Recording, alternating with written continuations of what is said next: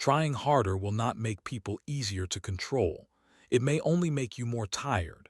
Imagine a normal Tuesday night. You send a thoughtful message to a friend, and hours pass with no reply. Your mind starts building a whole story. Maybe they are angry. Maybe you said something wrong. Maybe the friendship is changing. You check your phone again, then again.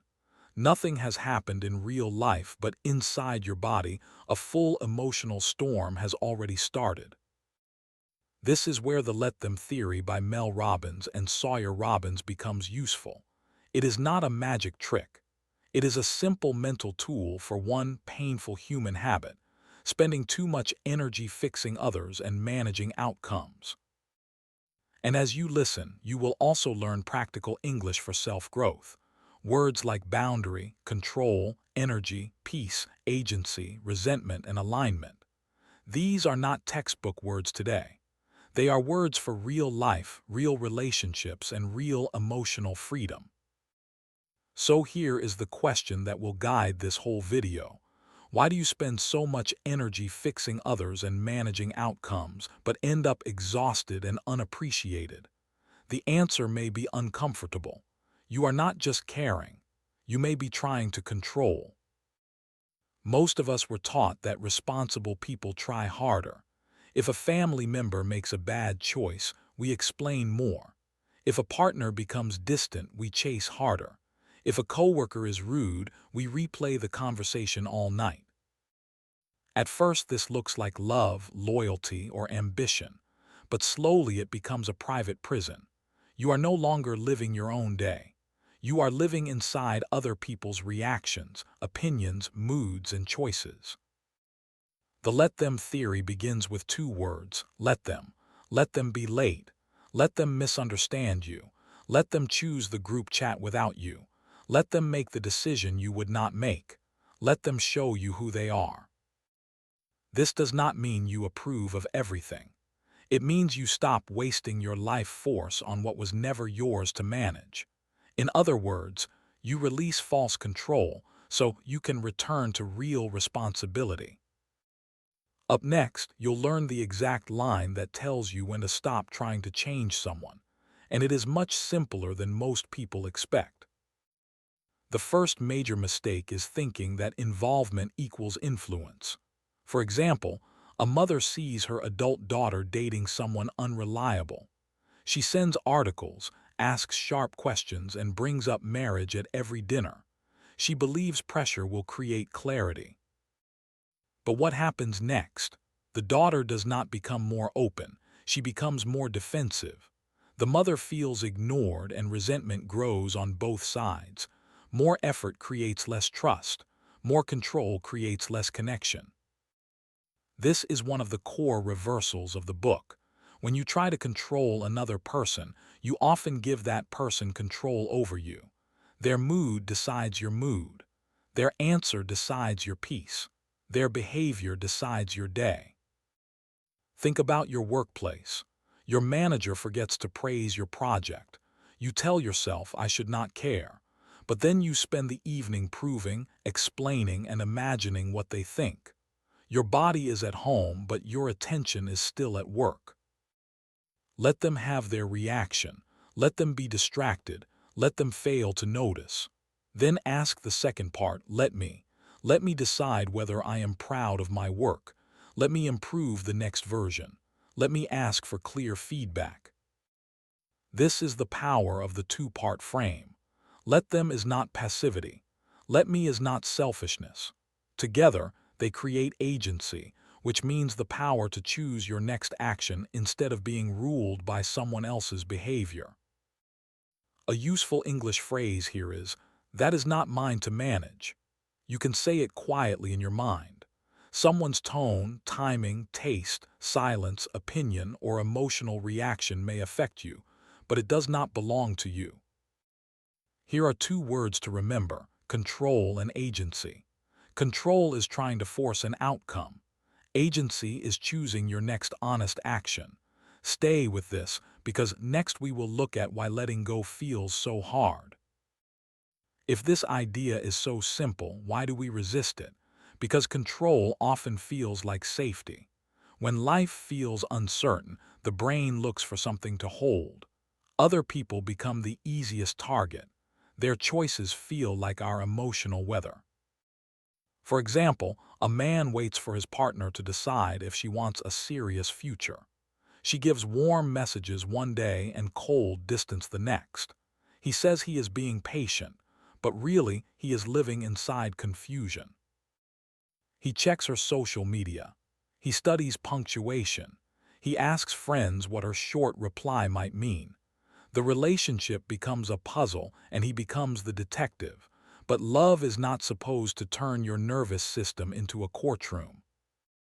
Let them be unclear. Let them delay. Let them avoid the honest conversation. Then let me ask directly. Let me say what I want. Let me decide how long I am willing to wait for alignment. Alignment means your actions, values, and direction are working together. In relationships, alignment matters more than chemistry alone. Chemistry says, I feel drawn to you. Alignment says, our choices are moving toward the same kind of life. Another reason we resist let them is self-worth. If someone ignores us, we may turn it into a verdict. They did not invite me, so I must not matter. They did not choose me, so I must be unlovable. But another person's choice is information, not identity. It tells you something about their priorities, capacity, or interest. It does not define your value. Let them reveal their priorities. Let me keep my dignity. There is also the rescuer mindset. A rescuer believes if I do not fix this person, everything will fall apart. This can look noble from the outside. Inside, it often creates exhaustion, anger, and a quiet need to be needed. A friend keeps making the same money mistakes. You lend cash, rewrite resumes, make calls, and send job openings, but nothing changes. After months, you are bitter and your friend feels judged. Help has turned into a hidden contract. The let them theory asks you to separate support from rescue. Support says, I believe in your ability to act. Rescue says, I will carry the consequences you refuse to face. One creates strength. The other can create dependence. Here are two more words: boundary and resentment. A boundary is a clear line about what you will or will not do.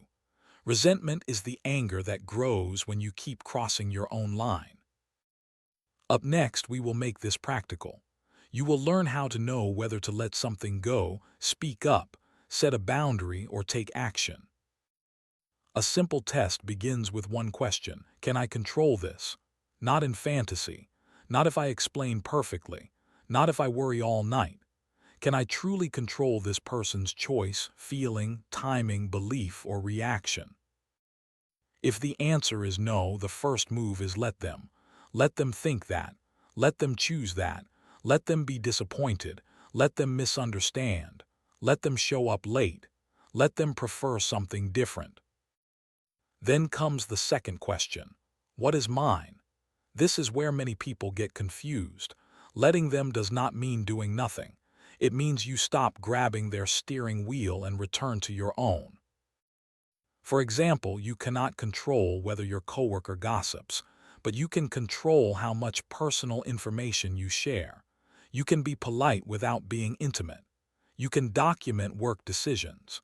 You can refuse to join the drama. You cannot control whether your teenager enjoys your family plan, but you can control your tone, your expectations, and your invitation.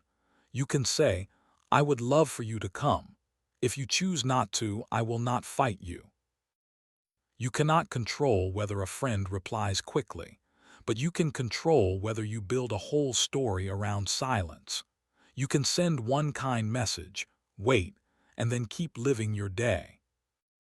One sign that it is time to use let them is emotional overinvestment. If your peace depends on one reply, one opinion, or one person's approval, pause. Your energy has left your own life and moved into someone else's hands. Here is what you can try. Name the trigger in plain English. Say, I am reacting to silence, or I am reacting to criticism. Then breathe and ask, what am I trying to control right now? This small pause matters because it breaks the automatic loop. The old loop says, they must change so I can feel better. The new loop says, let them be who they are. Let me choose who I want to be. Now let's talk about boundaries. A boundary is not a speech about how wrong someone is. It is a decision about your own behavior. You are not saying, you must stop being difficult. You are saying, I will not continue this conversation while being insulted. A boundary can sound calm and short. I hear that you are upset, but I am not available for yelling. I care about you, but I cannot lend more money. I am happy to talk when we can both be respectful. Notice the tone. No lecture, no punishment, no emotional explosion. A boundary works best when it is connected to action. If the yelling continues, you leave the room. If the request continues, you repeat the line. The English words here are boundary and energy. Your boundary protects your energy. Keep listening, because next we will apply this to family, work, friendship, and love, where the theory becomes much harder. Family is where let them can feel almost impossible. We may accept differences with strangers, but at home, we want people to finally understand us. A parent comments on your career. A sibling judges your relationship. A relative repeats the same old criticism. The old habit is to defend yourself until everyone agrees. But the more you explain, the more tired you become. Some people are not asking for clarity. They are protecting their own worldview, history, fear, or pride. Let them have their opinion. Let them think your job is strange. Let them wish you lived closer. Let them believe their way is safer. Then let me decide how much access that opinion gets to my nervous system. This is not coldness. You can love someone and stop auditioning for their approval. You can respect their concern and still make your own choice. You can hear the fear beneath the criticism without letting the criticism direct your life. At work, the same pattern appears in a different costume. A boss changes priorities again. A teammate takes credit. A client sends a tense email. You want fairness, recognition, and predictability. Those are reasonable wishes, but they are not always controllable. Let them be disorganized. Let them miss the point. Let them send the cold email. Then let me be professional. Let me clarify expectations. Let me protect my time. Let me decide whether this workplace still fits my values. This is where peace becomes active. Peace is not pretending nothing bothers you. Peace is choosing a response that does not betray your own standards. You stop matching chaos with chaos. You become steady on purpose. If you find this helpful, take 1 second to like the video and save it for the next time someone pulls you into overthinking. And in the comments, write one situation where you need to practice, let them, this week. Friendship can also create hidden pain. Adult friendships change because life stages change. Someone gets married, someone has a baby, someone moves, someone becomes busy. Often, nobody is evil. The rhythm simply changes. But the mind does not always accept natural change. It says, they replaced me. They forgot me. They are proving I do not matter. So you begin watching photos, checking invitations, and measuring friendship through tiny signals. Let them gather without you. Let them be closer for this season. Let them forget to respond. Then let me reach out with warmth. Let me build new community. Let me stop turning every social moment into a ranking. A healthy friendship is not built by pressure. It is built by repeated moments of interest, kindness, timing, and shared effort. You can invite, you can listen, you can show up, but you cannot force chemistry or closeness. Here is a practical line. I miss you, want to catch up next week. That is let me. If they say yes, great. If they do not respond, let them. You have acted with openness, not neediness. The words here are peace and alignment. Peace means your inner state is not controlled by every outside signal. Alignment means your next action matches your values.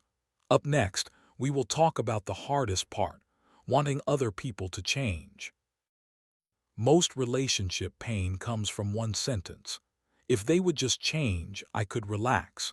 If my partner planned more, if my child studied harder, if my friend drank less, if my parent listened better, then I would finally feel okay. Of course, sometimes change is needed. The book does not ask you to deny reality, but it does ask you to face a hard truth. Adults change when the desire to change becomes their own. Pressure alone usually creates resistance. Imagine a wife who wants her husband to take his health seriously. She reminds him every night, corrects his food, and sends workout videos. Her intention is love, but he hears judgment. The more she pushes, the more he retreats. A better first move is humility. I know I have been pushing you and I can see it has not helped. I am sorry for making you feel managed. What do you think you need right now? Then she backs up, not because she stopped caring, but because he needs room to hear himself. She can cook healthy meals, take walks, and invite without pressure. She can celebrate small progress without turning it into a project. This is influence instead of control. Influence means your example, environment, and emotional steadiness may invite change. Control means you demand change so your anxiety can calm down. One respects agency. The other often creates resentment. With children, this principle needs wisdom. Let them does not mean children have no structure. Parents still protect, guide, and set limits. But even children learn better when they feel respected, not emotionally dragged into every adult fear. A parent might say, homework is your responsibility. I can help at 7. If you choose not to use that time, the school consequence is yours. That is not neglect. That is a boundary connected to reality. When someone is in real trouble, the line becomes even more important. You can offer love, rides, meals, resources, and honest conversation. But you cannot live their recovery, repair their debt, or carry every consequence forever. Support says, I am here, and I believe you can take the next step. Rescue says, I will remove every pain so you never have to choose. The second one feels kind at first, but it can delay growth. If safety is involved, use stronger action. If someone is threatening you, abusing you, or making your home unsafe, let them show the truth. Let me means leave, document, call support, or get professional help. The words here are agency and resentment. Agency gives people back their own responsibility. Resentment warns you that you are carrying what is not yours. Stay with me, because the final area is love, where confusion can feel addictive. In dating, many people confuse uncertainty with romance. A person gives just enough attention to keep hope alive, but not enough commitment to create safety. You tell yourself to be patient, but deep down, your body knows the truth. Let them be uncertain. Let them avoid the future. Let them enjoy your attention without choosing you. Then let me tell the truth. Let me ask for clarity. Let me leave if the answer does not match my life. This sounds scary because clarity can end the fantasy, but confusion is already an answer. If someone wants the benefits of closeness without the responsibility of commitment, you do not need to hate them. You need to believe the information. A grounded conversation may sound like this. I enjoy being with you and I am looking for something serious. Do you want to build that with me? Then stop talking. Let them answer with words and behavior. If the answer is vague, do not argue for your value. Let them be vague. Let me choose alignment. This is how you protect your heart without becoming bitter. You do not chase, you choose. Long-term love also needs let them. Your partner will have habits you do not like. Some are small, some are serious. The question is not, can I design a perfect person? The question is, can we build a respectful life? If the issue is not a core value, stop using it as daily evidence that you chose wrong. Let them load the dishwasher their way. Let them have a different morning rhythm. Let them be human. If the issue is a core value, stop complaining forever and make a decision. Let me ask clearly. Let me set a boundary. Let me enter counseling. Let me leave if staying requires abandoning myself. This is the mature middle path. You are not controlling and you are not helpless. You are not cold and you are not consumed. You allow reality to be reality, and then you choose your next honest move. Here are two words: alignment and peace. Alignment keeps you honest about what matters. Peace keeps you from turning love into constant management. Up next, we will turn the whole theory into a daily practice you can use tomorrow morning. The let them theory becomes powerful when it becomes ordinary. You do not need a dramatic life crisis. You practice it in traffic, emails, family texts, social media, meetings, and small disappointments. These tiny moments train your nervous system. In the morning, ask yourself, where might I give away my energy today? Maybe it is a meeting with a difficult person. Maybe it is a child's mood. Maybe it is comparison on social media. Name it early. During the day, use a three-step reset. First, notice the trigger. Second, say, let them. Third, ask, let me do what? This turns the idea from a slogan into behavior. For example, let them post the vacation photo. Let me feel happy for them and return to my own goals. Let them criticize my choice. Let me review useful feedback and release the rest. Let them be distant. Let me stop chasing. At night, do a short energy review. Where did I try to manage another person's reaction? Where did I stay grounded? Where did I need a stronger boundary? This review is not for shame. It is for awareness.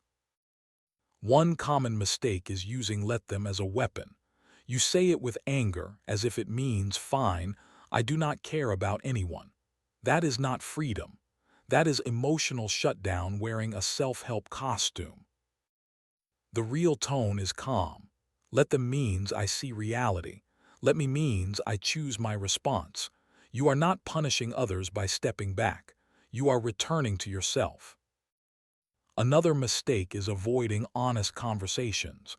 Some people say, let them, because they are afraid to ask for what they need. But the theory is not an excuse for silence. Sometimes let me mean speak clearly. A useful sentence is, I am not asking you to agree with me, but I want to be honest about what I need. This protects both connection and self-respect. It gives the other person freedom, and it gives you voice. Over time, this practice changes the emotional atmosphere of your life.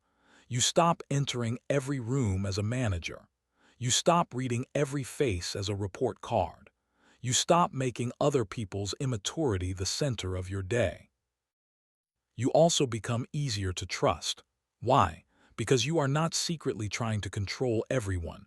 You can listen without fixing, love without gripping, help without rescuing, disagree without attacking, leave without performing a long emotional trial. And for English learners, this topic gives you powerful everyday phrases. That is not mine to manage. I can care without controlling. I need a boundary here. I choose my next step. These are simple sentences, but they carry strength. Let's review the main idea. The old belief says, if I manage people better, I will finally feel safe. The new belief says, if I release what is not mine, I can use my energy for what truly matters. Let them is the release. Let me is the return. Let them think, choose, delay, misunderstand, judge, change, or not change. Let me act with clarity, kindness, courage, and self-respect. Before we close, here is a quick vocabulary review. Boundary means the line that protects your time, body, emotions, or values. Control means trying to force an outcome. Energy means your limited attention and emotional strength. Peace means inner steadiness, even when people disappoint you. Agency means your power to choose your next action. Resentment means anger that grows when you ignore your own limits. Alignment means your choices match your values. Now ask yourself one final question. What is one situation where you keep saying, "Why are they like this?" when the better question is, "What am I going to do next?"